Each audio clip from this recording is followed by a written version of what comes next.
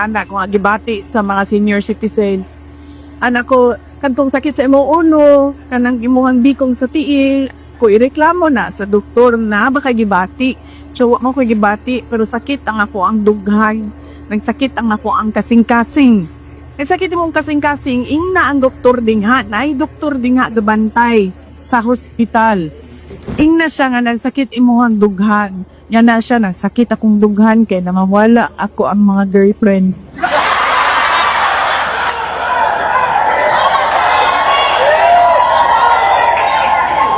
Noon ko sa iya, ko ayaw kaguol. Ayaw kaguol.